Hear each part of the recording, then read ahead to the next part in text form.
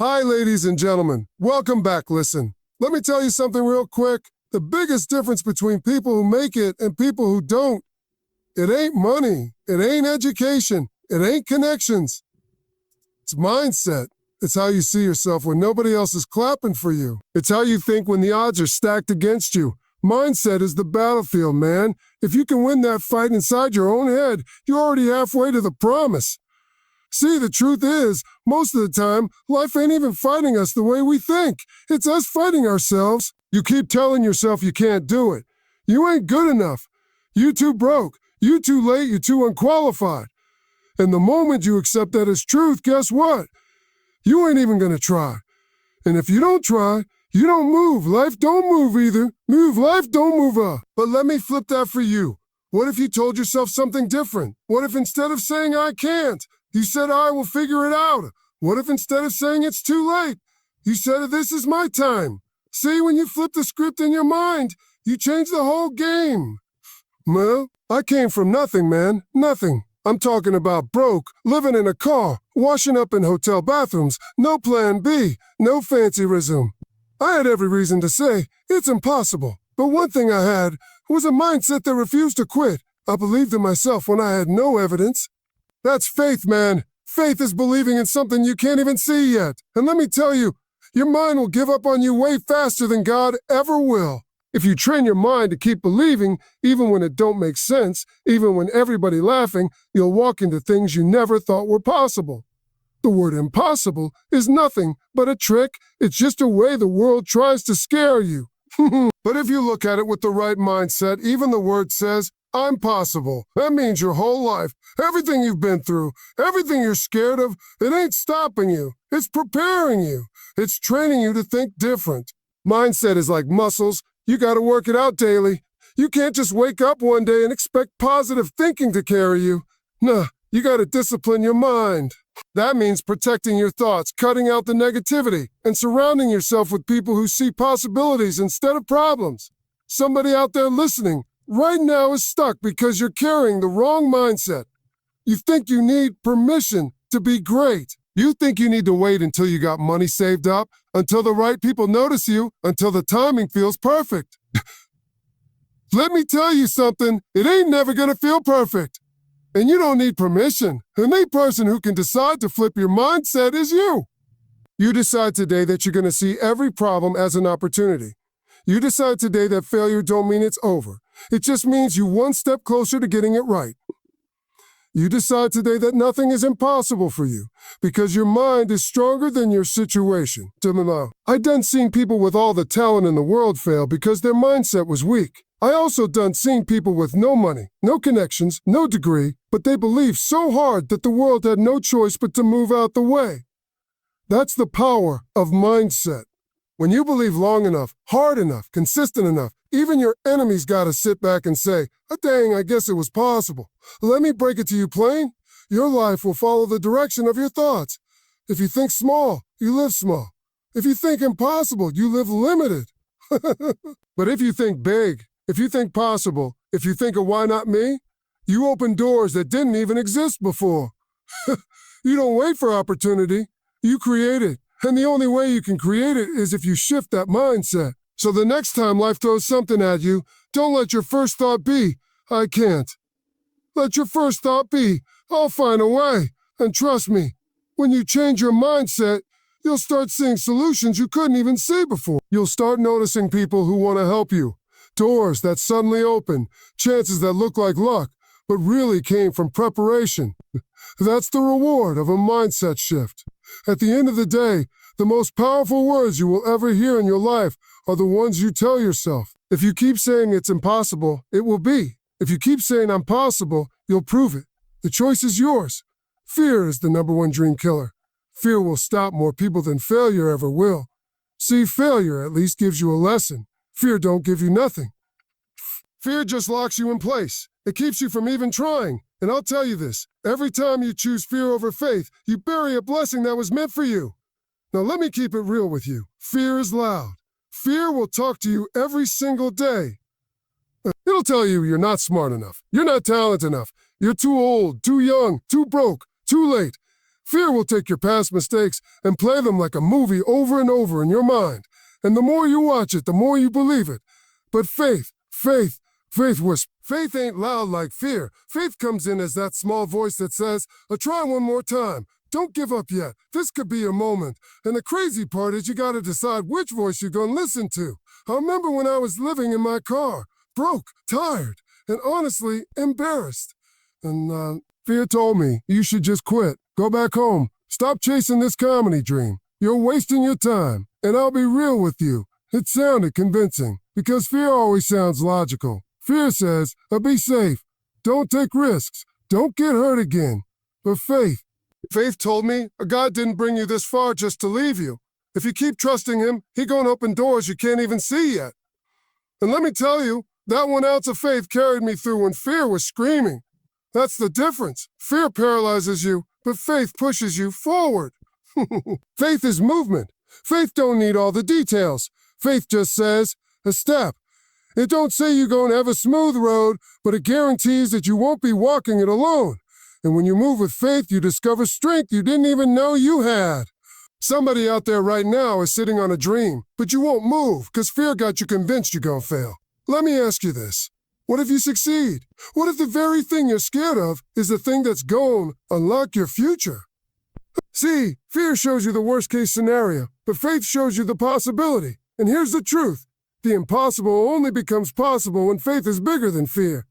I done stood on stages I wasn't supposed to stand on. I done sat in meetings I wasn't qualified to be in. I done signed checks I didn't even believe I could cash one day.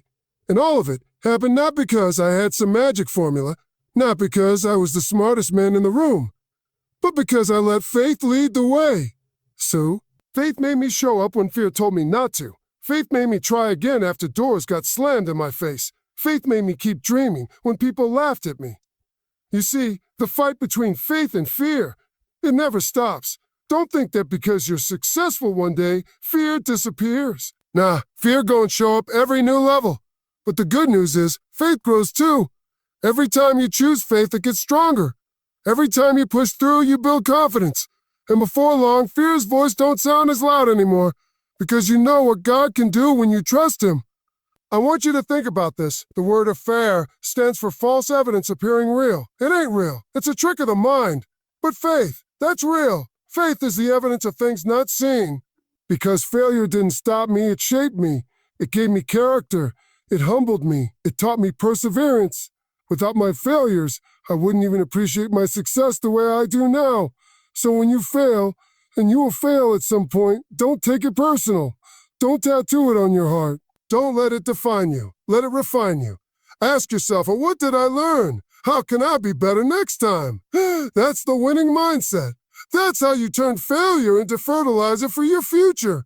You gotta stop seeing failure as a wall and start seeing it as a step. It's not blocking you. It's elevating you. Every time you climb over a failure, you move higher. And before you know it, you're standing on top of all those failures, looking out at your success, realizing those very same failures were the foundation that held you up. So let me leave you with this. Failure ain't final unless you quit. If you keep going, failure becomes part of your testimony. It becomes a story you tell when people ask how you made it.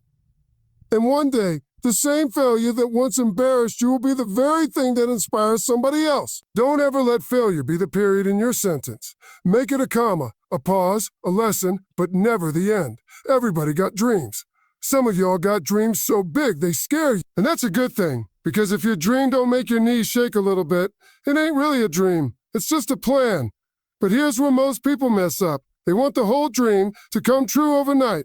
They want the mansion, the cars, the business, the fame, the money, all at once. And when it don't happen fast, they quit. Let me tell you something. Big dreams are built one small brick at a time.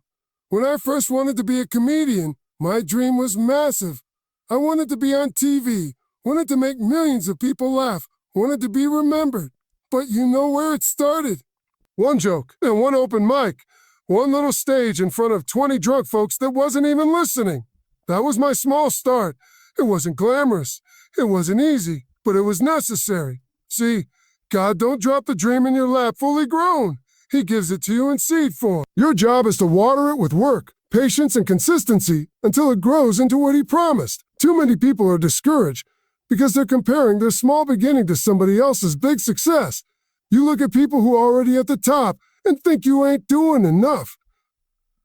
But you gotta understand, you're looking at their chapter 20 while you're still on chapter 1. Don't despise small beginnings because those small beginnings are training you for the big stage. You can't skip the grind.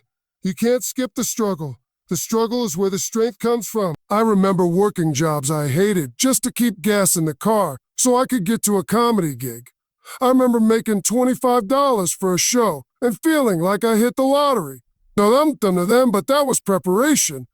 That was me proving I could be faithful with a little before God trusted me with a lot. If you can't handle $25, what makes you think you're going to handle $25,000? If you can't be consistent when 5 people are clapping, why would God give you 5 million fans? He got to see if you'll be faithful in the small before he elevates you to the big. Big dreams require patience. A tree don't grow in one day. You plant it, you water it, you wait. And the crazy part is, while you're waiting, roots are growing underground that you can't even see. That's how your dream works too. You may not see progress right away, but trust me, something's happening beneath the surface. Every little effort, every little step, every small act of discipline is growing roots. And when those roots are strong enough, the dream will break through the soil and everybody will see it. But you gotta keep going even when it looks invisible. Somebody out there right now is frustrated because your dream looks so far away. You're thinking, I'll never get there. But let me tell you this, stop worrying about it there and focus on it here. What can you do today, right now, with what you got? Don't wait until conditions are perfect. Don't wait until you got all the money, all the knowledge, all the resources. Start with what's in your hand. Moses had a staff. David had a slingshot. I had a joke. What do you have? Use that. That's enough to start. Let me make it plain. The small start is not a punishment. It's a process.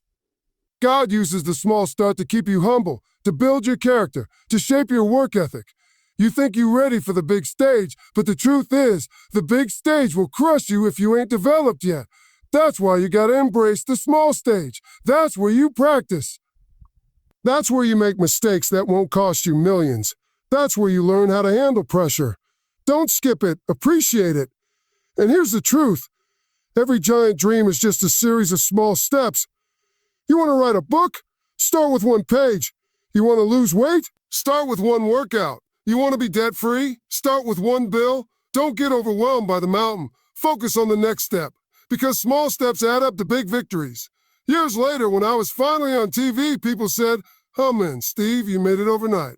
And I laughed. Overnight, I laughed. Overnight. That was a long, broke, painful 20-year night. But because I was willing to start small and keep going, I was ready when the big doors opened. So don't let the size of your dream intimidate you, and don't let the small start discourage you. The mansion starts with 1 brick. The forest starts with 1 seed. The marathon starts with 1 step. Dream big, but start small. And one day, you'll look back and realize that little beginning carried you into something bigger than you ever imagined. Let me tell you something straight up. When you're chasing a dream, don't expect a parade.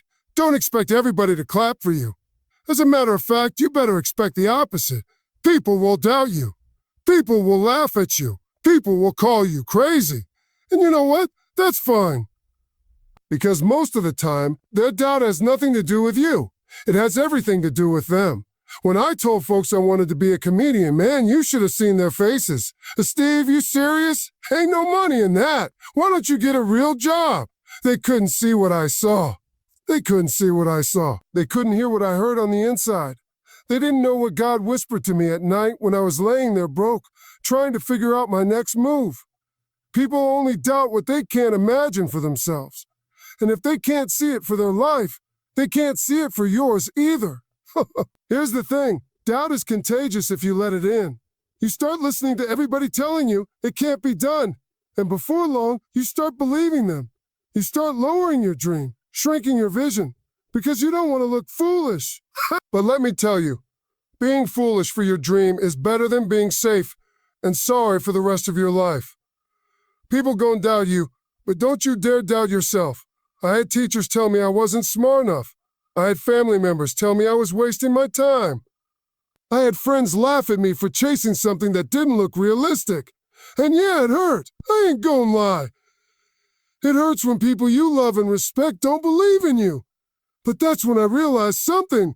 God didn't put my dream in their heart. He put it in mine. They weren't supposed to understand it. It wasn't their assignment. It was mine. Listen, some of the folks doubting you right now, they ain't evil. They just limited.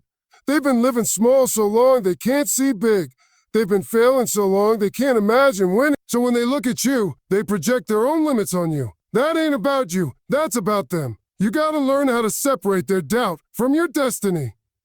And let me flip it. Sometimes a doubt is actually a blessing. Because when people doubt you, it forces you to dig deeper. It makes you work harder. It gives you something to prove. Man, I can't even count how many nights I said to myself, one day, they gon' see.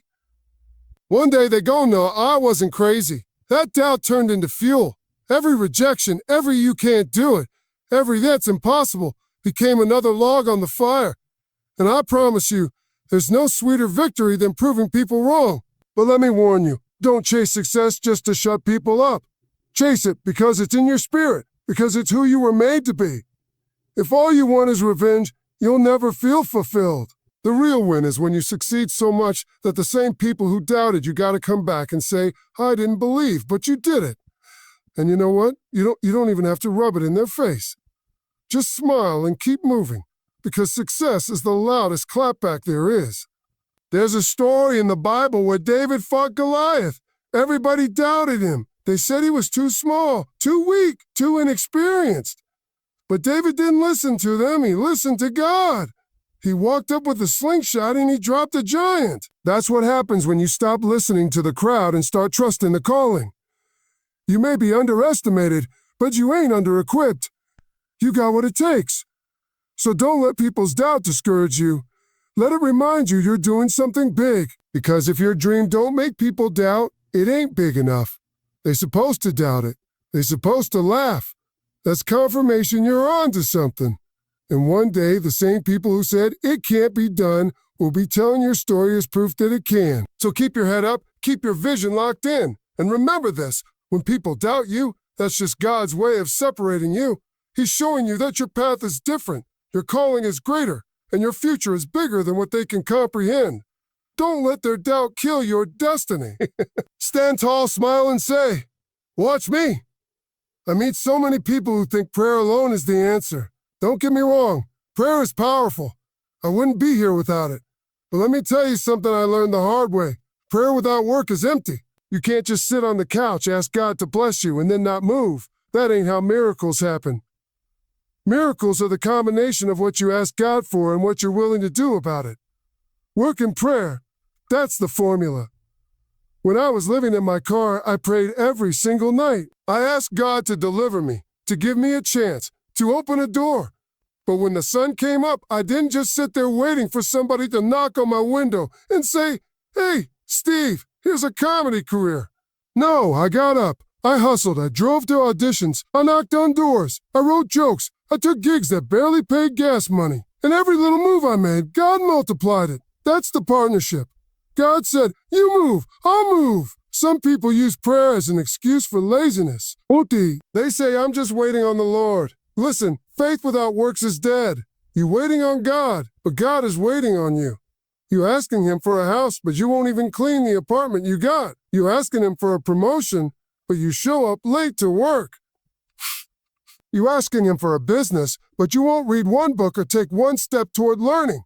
God don't reward wishes, he rewards effort. Now don't get it twisted. It ain't just about grinding nonstop either. Some folks work, but they never pray. They try to do everything in their own strength, and when they burn out, they wonder why. That's the other half of the formula. You need prayer to guide your steps. Prayer keeps you humble, keeps you focused, keeps you connected to the source.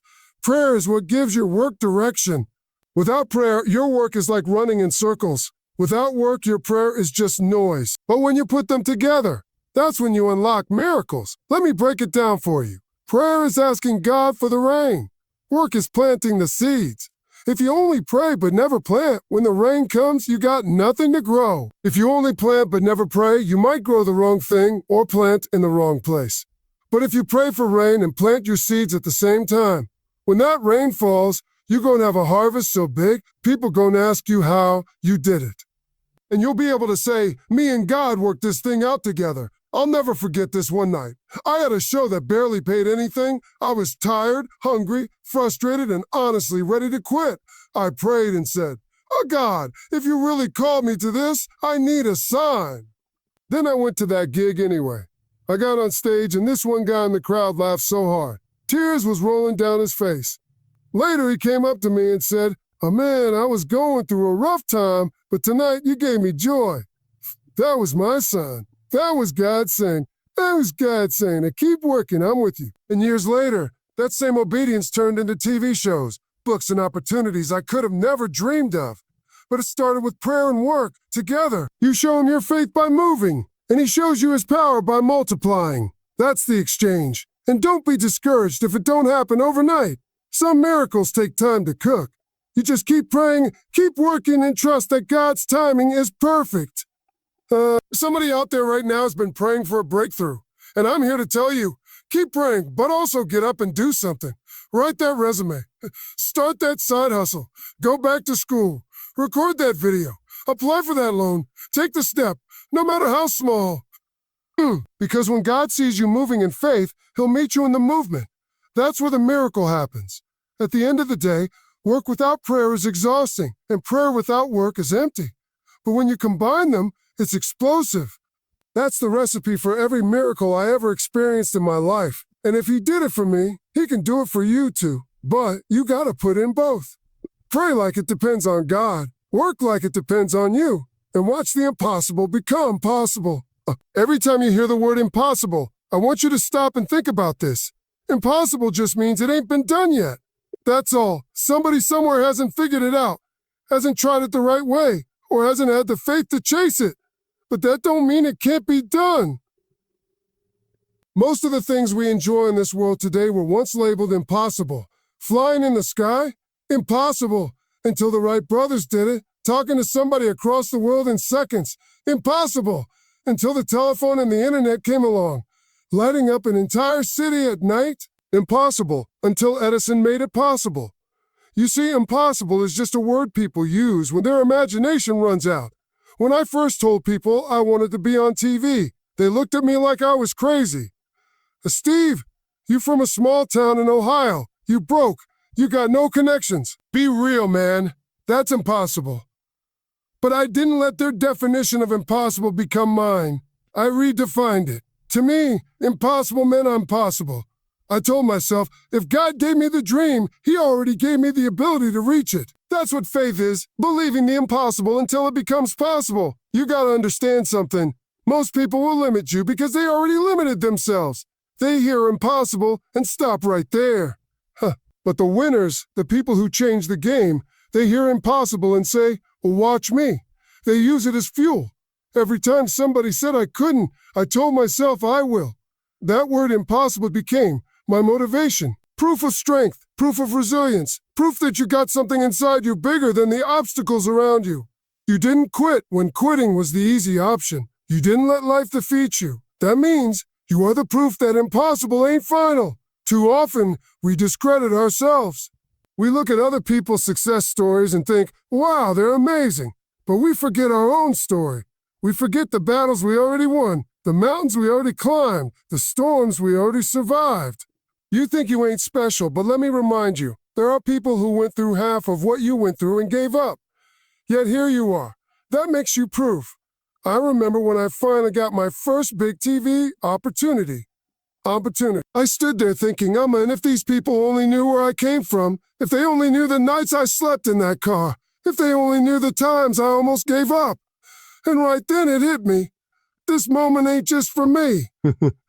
It's for everybody who ever thought it was impossible. I became the proof that it can be done. And that's the same calling on your life. You don't go through what you go through just for yourself. You go through it so that one day somebody else can look at you and say, if they made it, maybe I can too.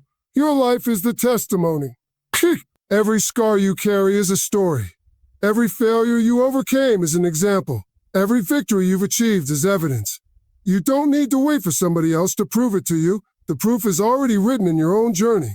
That's why you can't quit now, because somebody out there is waiting to see if you'll make it so they can believe it's possible for them too. Let me break it down like this. A seed don't look like a tree, but once it grows, it becomes proof that the impossible transformation was always inside it.